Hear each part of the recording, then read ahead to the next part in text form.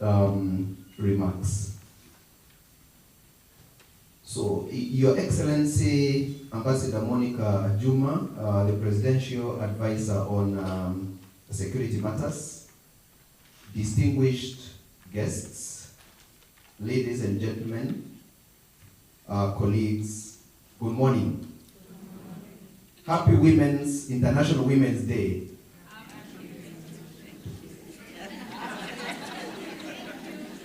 Happy International Women's Day. Thank you. Exactly. You don't also tell me Happy International Women's Day. And so, the world over, the International Women's Day celebration is observed annually in the month of March, and the day is devoted to addressing pertinent issues on women, such as gender discrimination and equality, reproductive rights, violence and abuse against women, exclusion, and women's role in society, among others. At the Kenya Revenue Authority, this is the 6th time we are organizing this event. The event demonstrates KRA's deliberate effort to recognize and acknowledge the various ways in which women make a contribution not just to this great organization, KRA, but to the economy and the society. This year's theme, which is Invest in Women, Accelerate Progress, calls on us to be conscious whenever we invest in women. A famous African proverb that you all know says, if you educate a man, you educate an individual. But if you educate a woman, you educate a nation. This infers that an investment in women yields greatly. I am sure majority of the men in this room today agree with me on this. Women are powerful agents of change and naturally have a unique ability to nurture and add value to everything they touch. This unique attribute of women makes them both strategic and salient collaborators within the society at large. In KRA, progressing women agenda and supporting initiatives centered on gender parity and inclusion is among our key deliverables. This has been achieved through alignment of our internal policies for consistent integration of gender in the design, implementation, monitoring, and evaluation of all our initiatives. We endeavor to enhance gender equity through development of institutional capacity and knowledge to enable gender mainstreaming, creation of structures and opportunities in decision-making, and creation of a gender-sensitive workplace environment that is in line with the directives on gender mainstreaming. For instance, the KRA staff complement, like Commissioner Nancy mentioned, stands at 9,716, out of which 46% are female and 54% are male, with a 36% female representation at the top management level. There is a clear indication that KRA is intentionally investing in women whilst aligning with the constitutional requirement of the 2/3 gender principle. Consequently, the leadership and management of KRA therefore recognizes the immense effort, resilience, and contribution from all female employees in support of KRA's mandate. The leadership, Your Excellency, and our guests, continues to champion gender-sensitive initiatives so that we can ensure that female employees at all levels have a chance and access to various opportunities within the organization. To this end, we have further reviewed our internal policies to be responsive to the unique demands and dynamics surrounding of women. With this in mind, I want to encourage all leaders in KRA to go a step further and ensure that internal policies are implemented fairly and without gender bias. The achievement of our goals as an organization is pegged on how well we handle our people, regardless of gender. Our collective responsibility, therefore, is to be mindful of gender-centered dynamics, guided by integrity and KRA core values. My expectation is that we become deliberate in creating an enabled work environment, a cohesive culture, and provide support to all our people, especially women. Valuing women within the corporate culture of KRA will require that we all become deliberate about it. It is a strategic effort that we all must engage in and resource.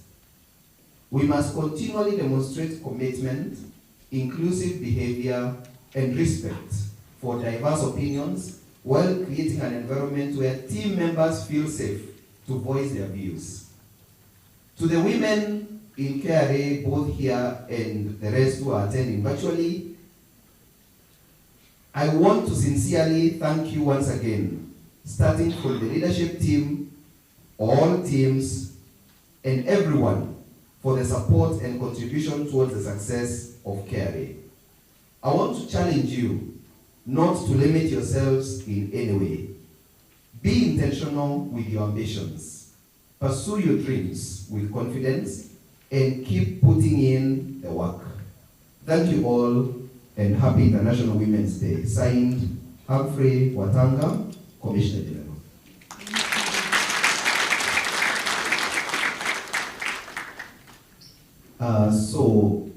It is now my great pleasure to move to the next stage. Grace, I need some guidance.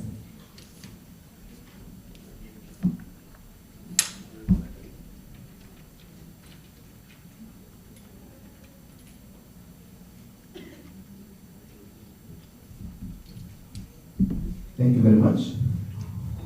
So, before I can invite Her Excellency Ambassador Monica Juma, we are greatly honored to have with us our other guest. And our other guest is Honorable Ms. Harriet Chigai.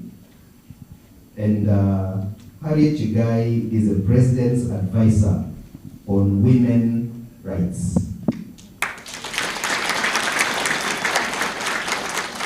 Welcome, madam. And I don't know whether you people realize that the office of the President is here almost entirely today as far as women affairs are concerned. I don't know who from the office of the President is attending other Women's Day celebrations. We really appreciate Karibu.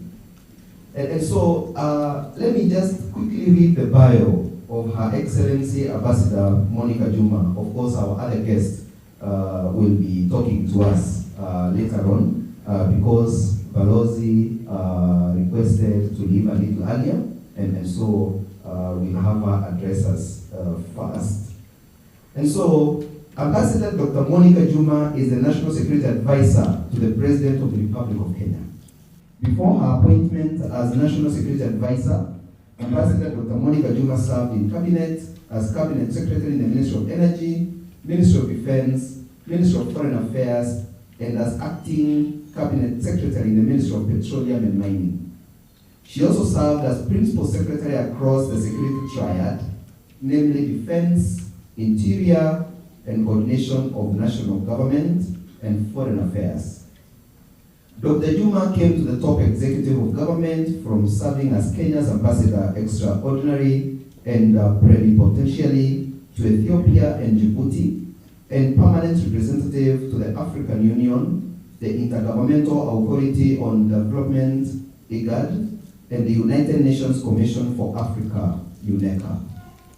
She joined government with a depth of experience in research and policy analysis accumulated from working for various continental and international think tanks. These include the International Peace Academy, Safer Africa, and the African Institute in South Africa. She also served in the United Nations Secretary General's High-Level Panel on resourcing African Union, which was African Union led. The UNSC's mandated peacekeeping missions, otherwise known as the Prod Report 2008, and consulted for many UN agencies, the African Union and its agencies as well. In particular, she served and supported NEPAD on matters of security, peace, governance, and development.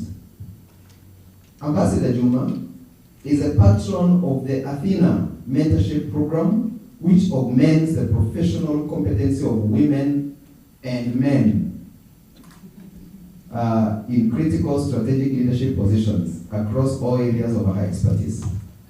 Dr. Juma has strong academic credentials, having served as a lecturer in the Department of Government and Public Administration and as research director at the Center for Refugee Studies, both at Moi University, Eldoret. She began her work experience as a management analyst in the Department of Personnel Management in the Office of the President.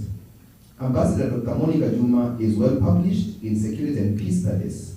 She has a Bachelor of Arts degree and a Master of Arts degree in Government and Public Administration from the University of Nairobi, a Certificate of Refugee Studies, and a Doctor of Philosophy in Politics from the University of Oxford.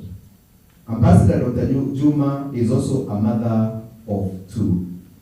And so, Your Excellency, we are greatly humbled to invite you today to address this congregation.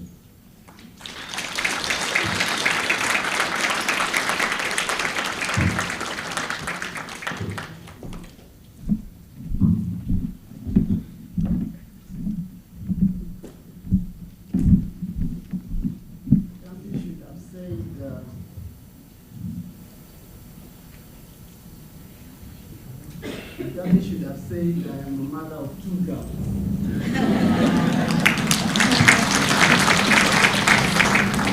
Good morning, everybody. Good morning.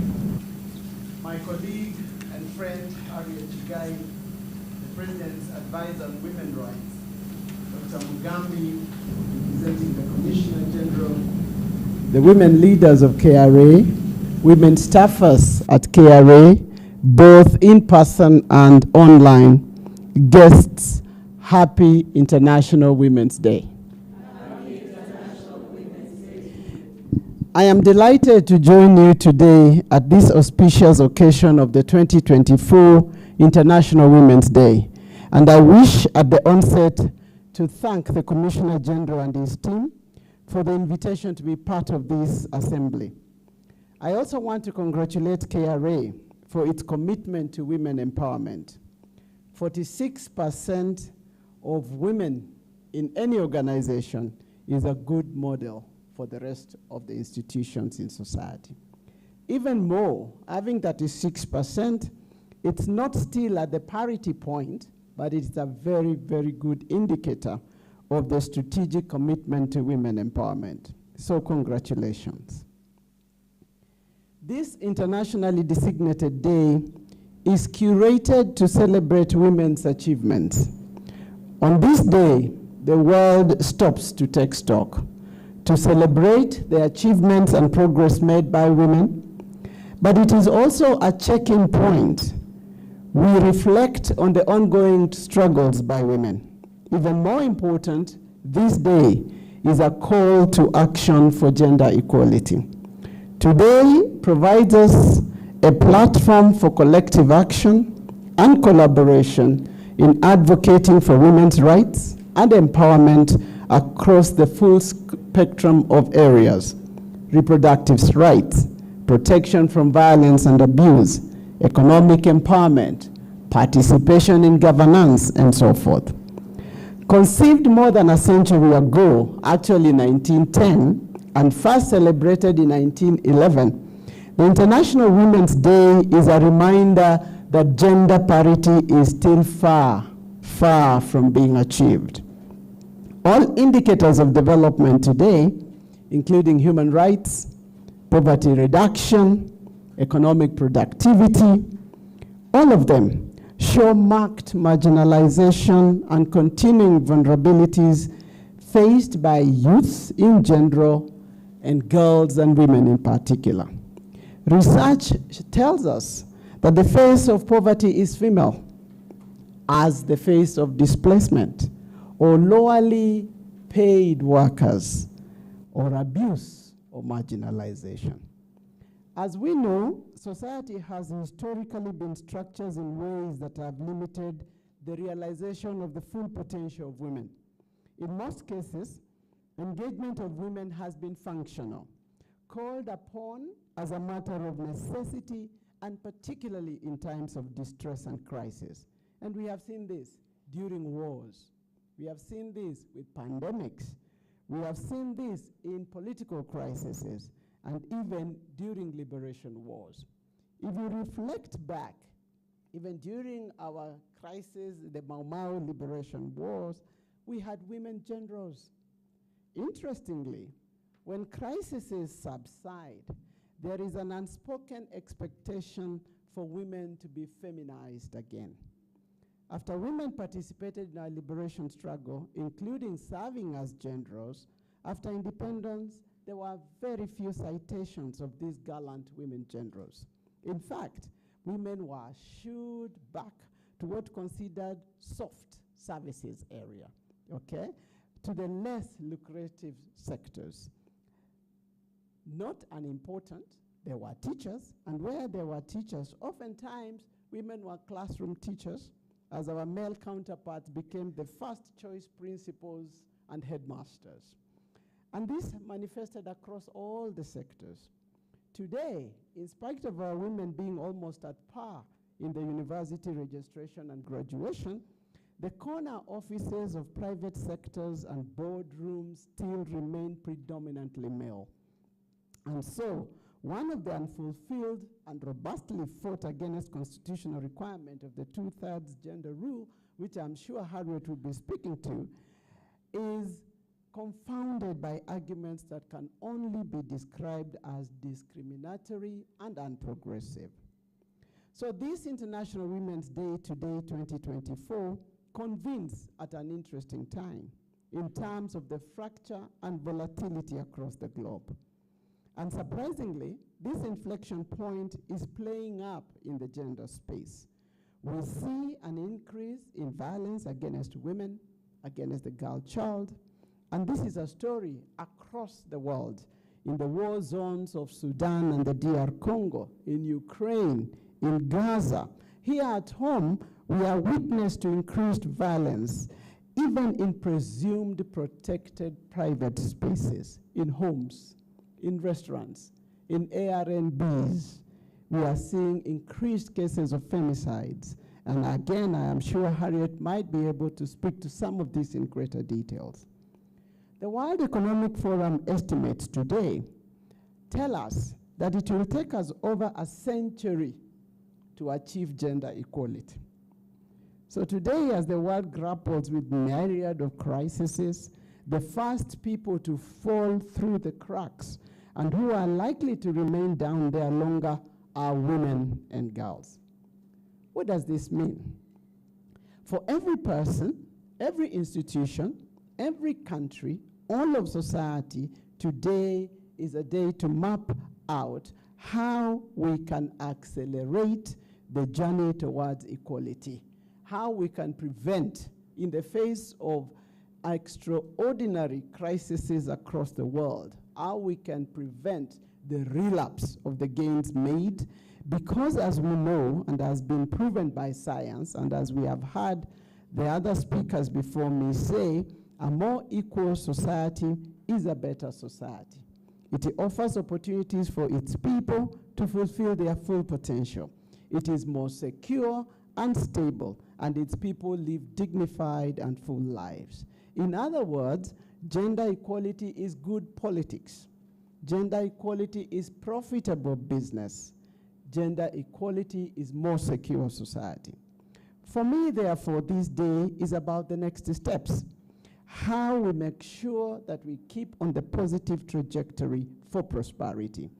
In our country, our democratic credentials anchored in our 2010 Constitution place us in very good stand.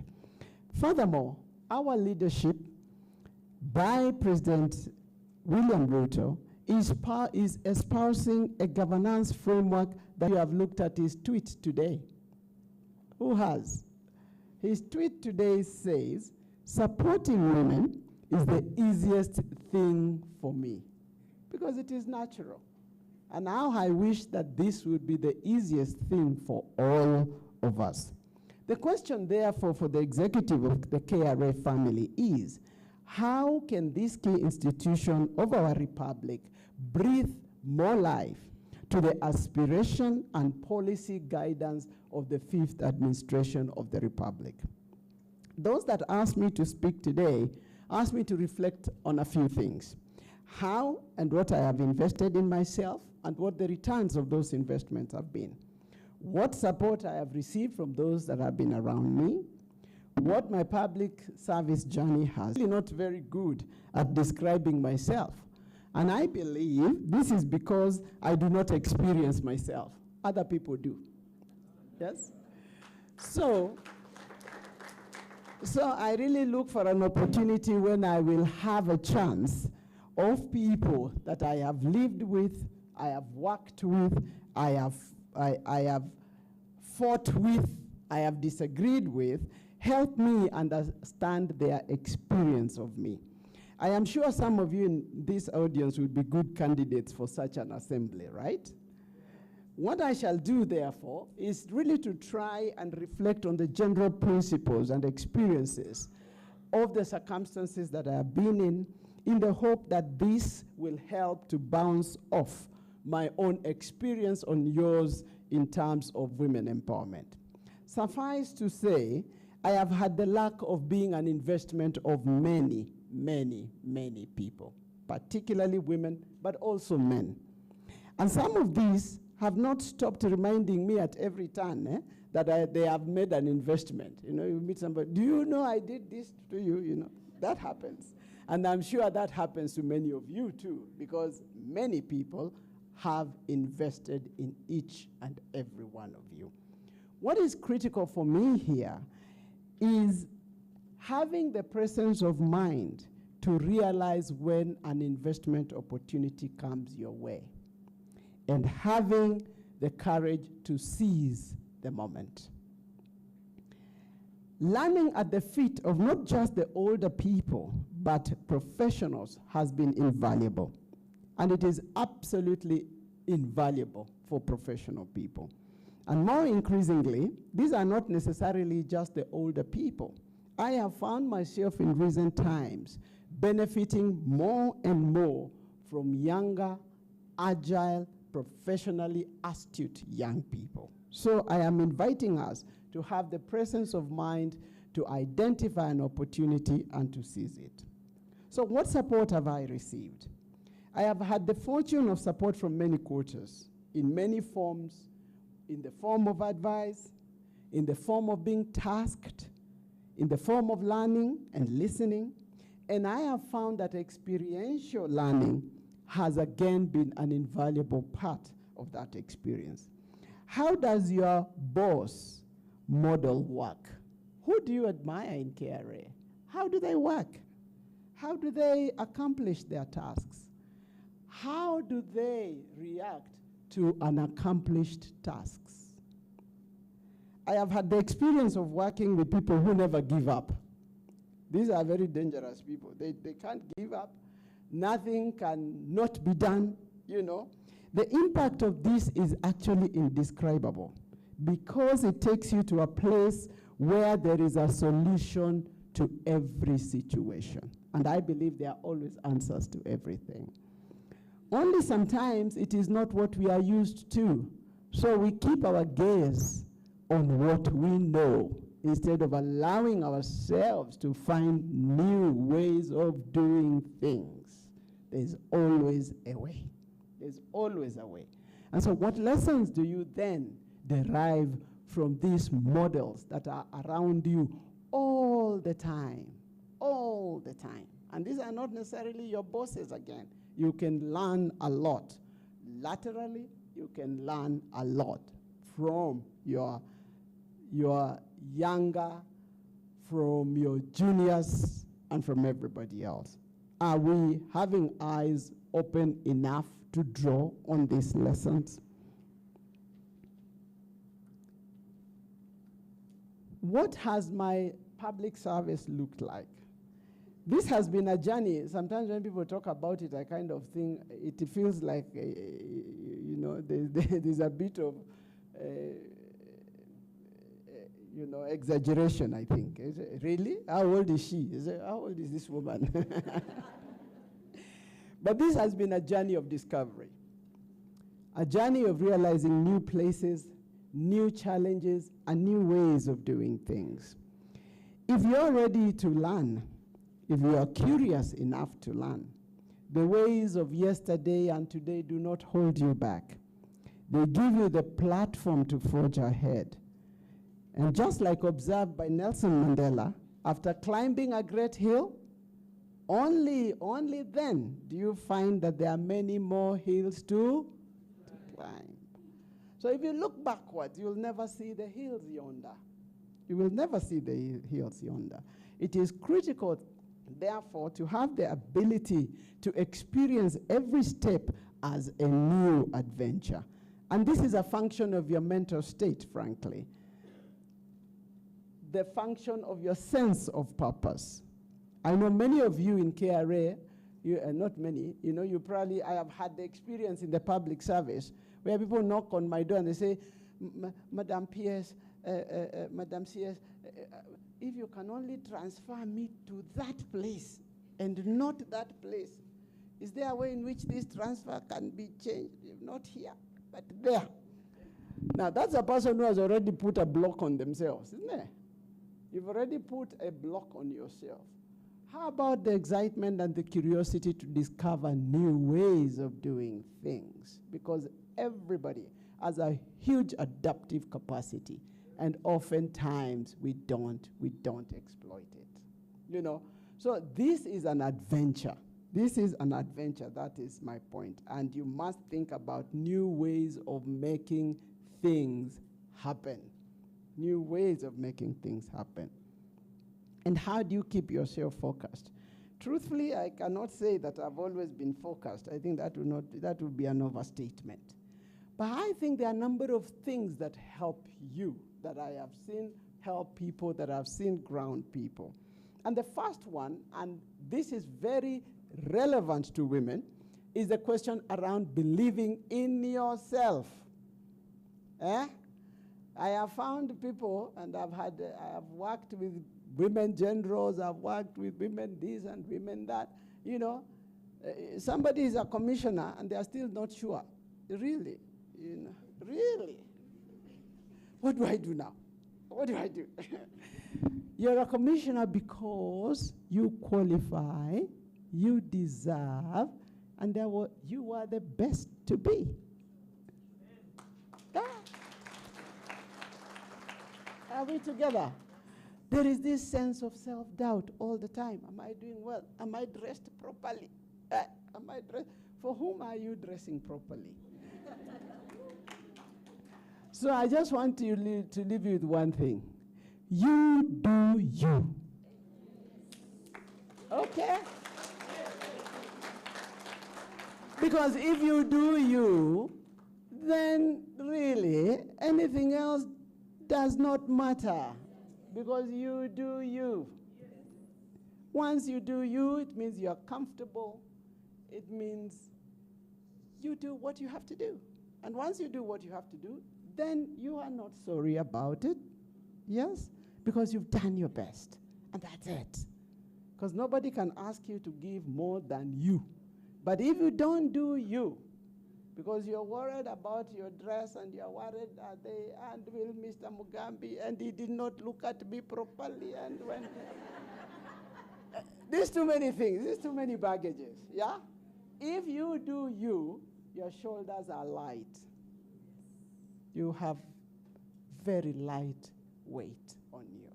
And so it releases you to fulfill your potential, to serve your organization, and to fulfill yourself, because you are doing you. Hallelujah. Okay? Secondly, you must have a conviction for something. If you should feel that KRA is not fulfilling you, walk out. Because there is something for you. Okay? Because there's something for you. So conviction about something is important, because once you're convicted, it is not a burden to give yourself. Once you're convicted. But if you're not convicted, you are struggling. You can't wake up in the morning to go to work. Oh my God, I will see her again. You know, and you're troubled. And it just means you're limiting yourself to fulfill yourself. So conviction is very important. Please keep your eyes on the target. Because if you don't, then you cannot improve yourself. The reason we improve ourselves is because we have a diverted sense of where the strategic end game is. Once you have that, then you know where to play. You know where to spend your energy. You know where to seek improvement for. There is clarity. So eyes on the target. It's important to work with others. I have not found a person who has said they have done something by themselves. Please, find your team, work together. You must have the ability and the humility to wake up when you sleep and fall. Because you will sleep, you will fall, and that's not the important thing. The important thing is you standing up and knowing where not to sleep up again. Okay? So don't be so frightened about if I do this and it doesn't work, so what? If it doesn't work, you get on with it. You try again. Or you do something else. Or you do it differently. Yes? So the fear should never be a fear of sleeping up. It should be the ability to stand and keep going. Keeping your eyes on the target. Preparation is key. And you know, it is said as if it's a cliche, that if you don't prepare, you actually prepare to fail, or something like that. I don't know how it goes. But nothing beats preparation. Nothing beats preparation. And in doing so, it is very important to appreciate that the world is dynamic, there is new ideas, there is new knowledge, and therefore the desire and appetite to improve your knowledge is important. There is no shortcut to progress. There is no shortcut to progress. Progress means investing. Investing your time, investing your resources, investing your emotions. And finally, you must invest in yourself. In the last couple of years, we have seen the world in a crisis, and this crisis has manifested in huge stress on the individual in general and women in particular. Please take care of yourself. The level of mental health, stress, nobody should feel guilty about me time. Nobody should feel guilty about seeking for help or paying for help. If you're too tired to cook, call in. Hey, hello? Yes. There is no reason why you can't have the best meal just because you didn't want to cook. There's enough chefs, well-trained, that can deliver you a good meal. You don't have to kill yourself doing it. Okay? So find help. And it is all over you.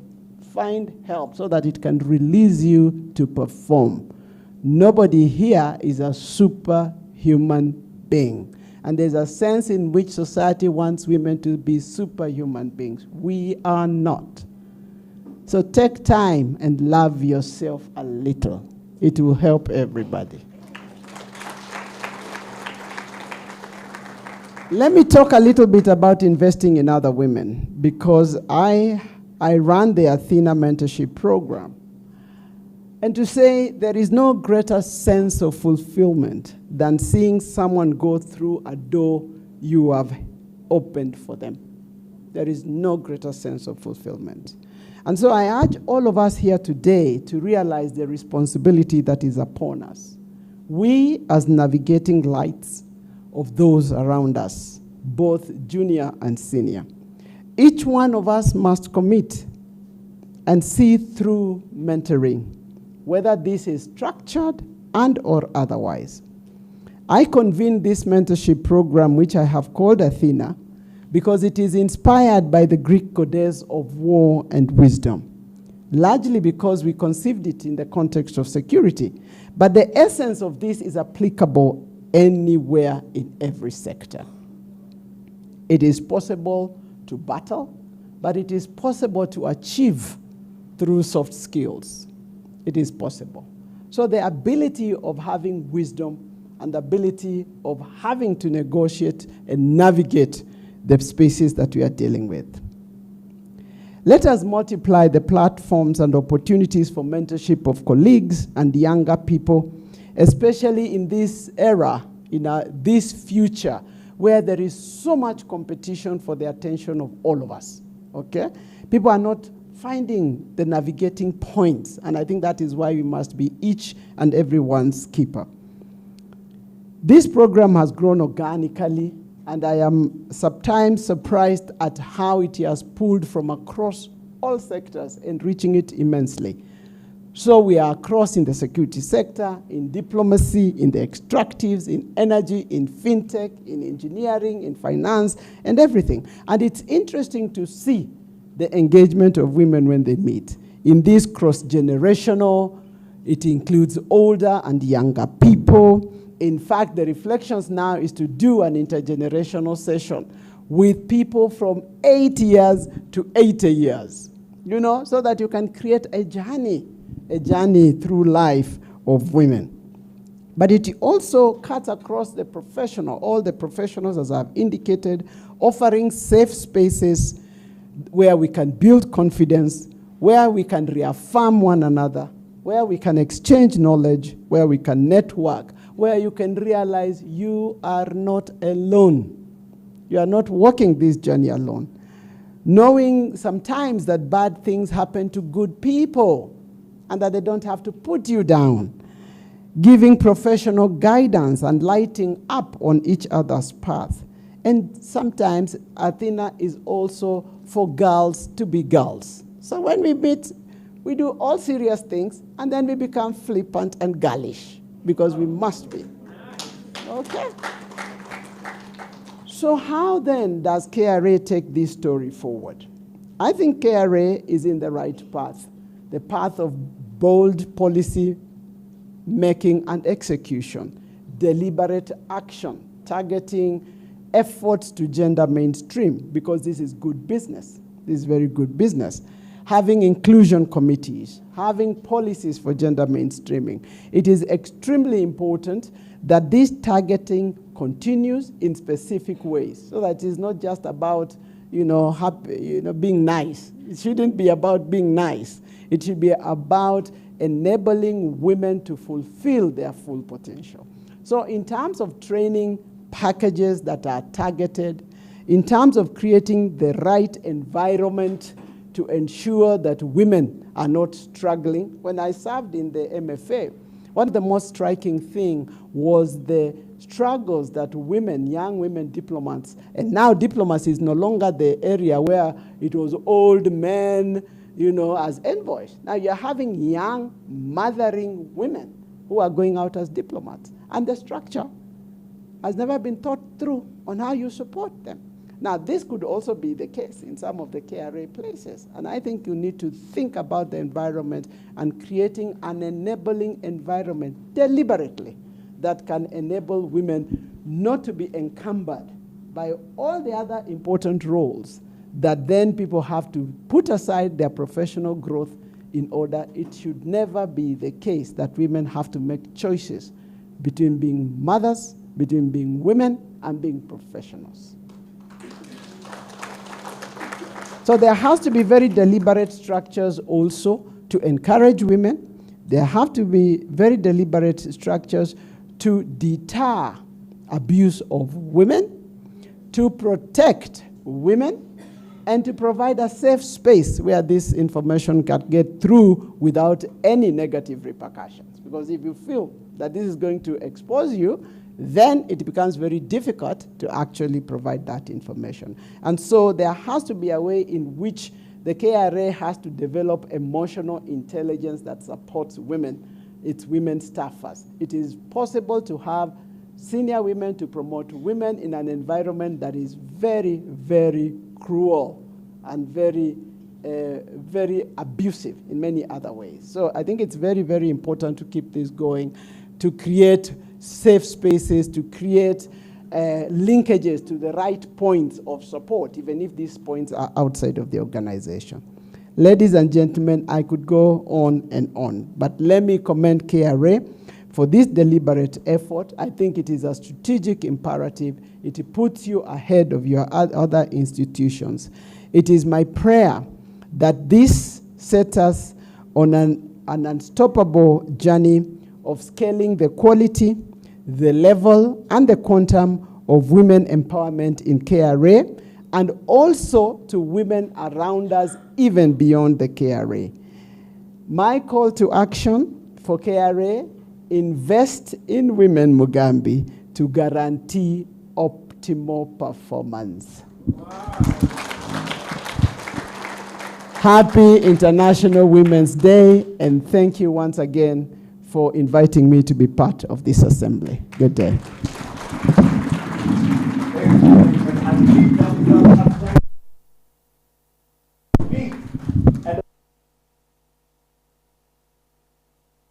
A round of applause.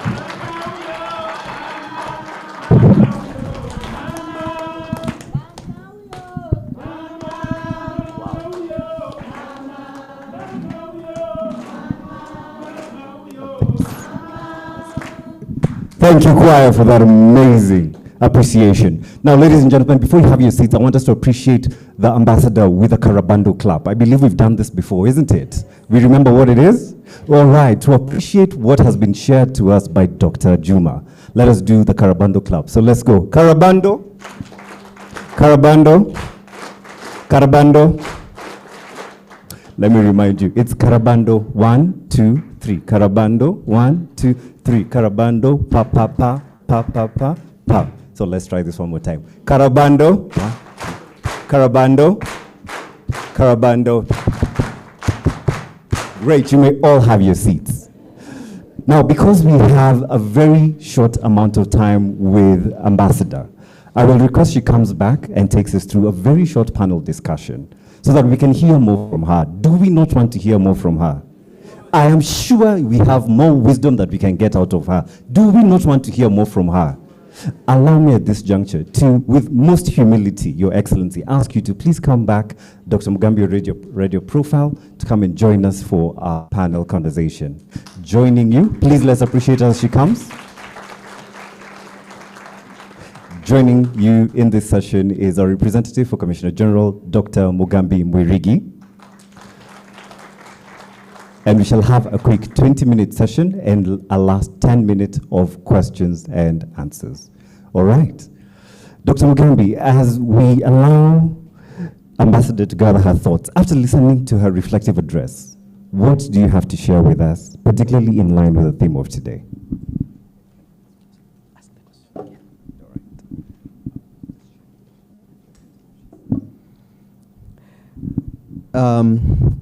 Colleagues, wasn't that powerful? And, immediately Ambassador finished her address to us. One of the things that I told her is that we need to see how we institutionalize Athena within KRA. Is that not a good thing? And so that was powerful. And like I started by mentioning, as a father of girls, I know exactly what it means to empower girls. What I would actually say is that if you have sons, you'd better empower them, because those of us who are fathers of girls are empowering our girls. And so if the girls come out there and they find sons who have not been empowered, then you will have a problem. You will be sorting issues all the time, and the problem was you. And so for us at KRA, we are doing quite a lot. My colleague, Commissioner Nancy, who is in charge of employee welfare and HR issues, I know she's doing a lot. And I can assure you that even in our senior management meetings, issues of women empowerment, including, and the DC HR here, including issues of transfer, are usually sensitive issues. And the first thing that happens when, for example, a transfer has to be taken is we go deeper and we ask ourselves, number one, is she a young mother? What kind of station? How will this interrupt her life? And so I just want to confirm, Your Excellency, that those are important issues to us, of course, led by our Commissioner General, who, like I said, is very keen to make sure that these issues are constantly looked at. Thank you. Thank you, Mr.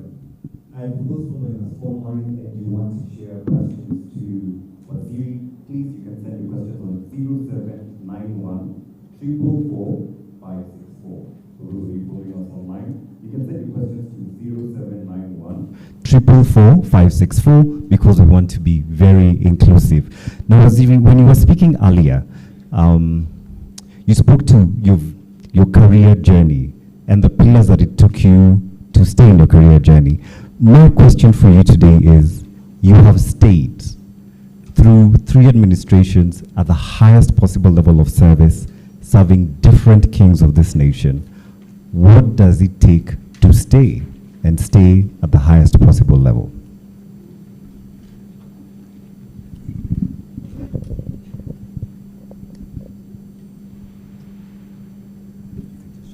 Hello. Well, thank you very much for that question. But that question is like another very popular question which women are asked. How do you balance your life? You don't balance your life, you live your life. So when people ask me, how have you stayed in 3 administrations? I don't know how long, Mugabe, you've been in KRA. How long have you been? I have stayed through 3 administrations. Precisely. It's actually true. There are very many Kenyans that have stayed longer than 3 administrations, you know, and oftentimes people forget this because you're just looking at a very small tier, you know, of people. How you keep your job is by doing your job. It's very, and that question is fairer asked to the appointing authorities because they would say why they did the appointment. But from where I sit, I think the most important thing is really doing your job, having a conviction for it. If I didn't believe in this job, I wouldn't take it. So having the possibility of that conviction is very important. And looking back to think, what do I want to see when the journey is done? You know, I have always asked that question, and I hope that when I look behind me, there are some steps I can see that I've left on the ground. Yeah. That what we all want, to have steps that we can see based on where we have gone. And that's actually a very good thing you said earlier, that it's like asking how do women balance. But allow me to press a little further, Daktari, and ask, when you are 90 and you're looking at the legacy of your entire career and the women you've raised through Athena, the women and the men you've also impacted in public service, much as you said that people experiencing they should tell you, what would you want to be the legacy written of you when you're 90 or 100 years old?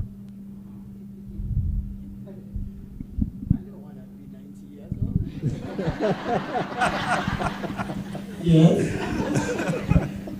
I haven't thought about it.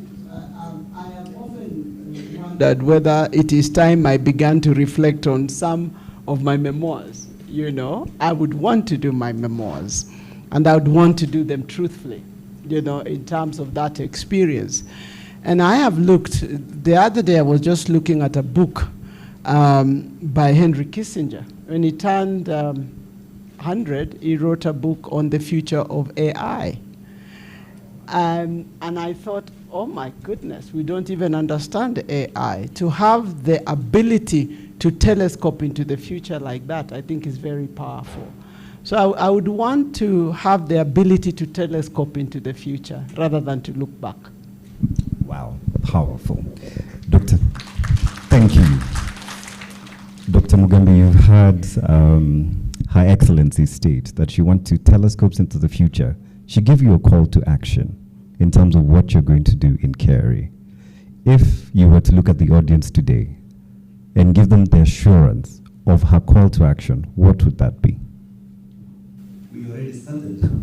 And we have already proposed to Her Excellency that perhaps Athena is a good thing inside here. But beyond that, if you look at the journey that KRA has made, and those of you that have been here longer can attest to this, that we have actually been on a constant journey of inclusion. We have inclusion committees. We have actually a committee for gender mainstreaming led at a commissioner level. Commissioner Rispa manages that. And our journey really is to do everything that we can to move that number from 46, 47 to 50. And it can be done. Because at the end of the day, the ladies, especially who are in leadership, have proven that they can deliver sometimes even better than men. So, this country needs results. And if these results are going to come from the ladies, why should we not support them? And so I can assure you, on behalf of KRA, on behalf of the Commissioner General, that there is a journey that is not about to stop. And what happens if you stop a river? It overruns. It finds a path. So there is not a journey that is about to stop.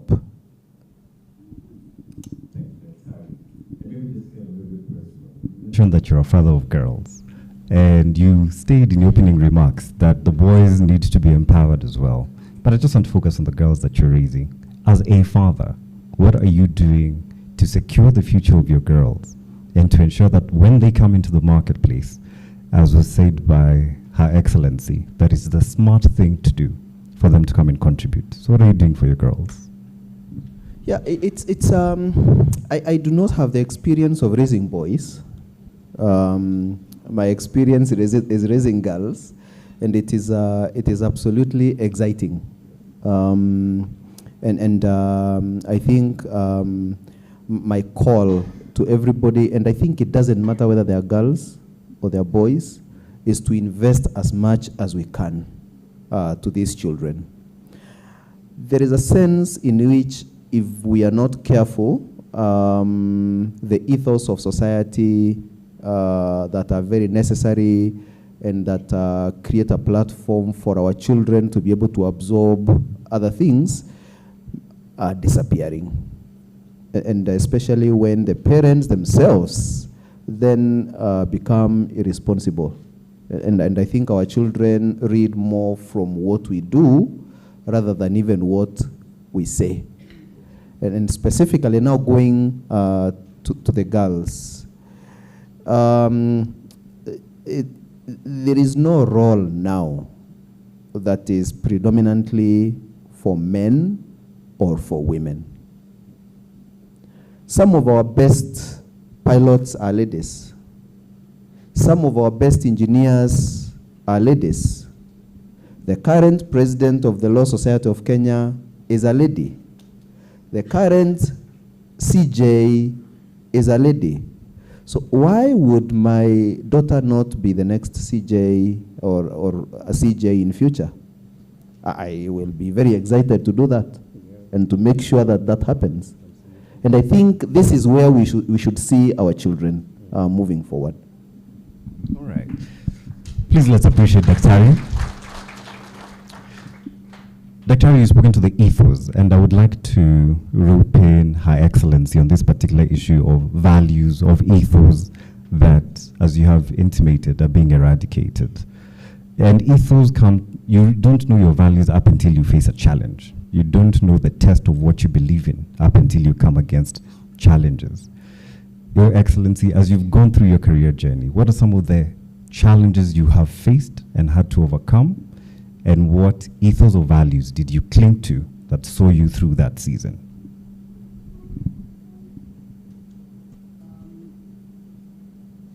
I think along the professional path, there's a lot of uncertainties, and challenges. You might call them challenges.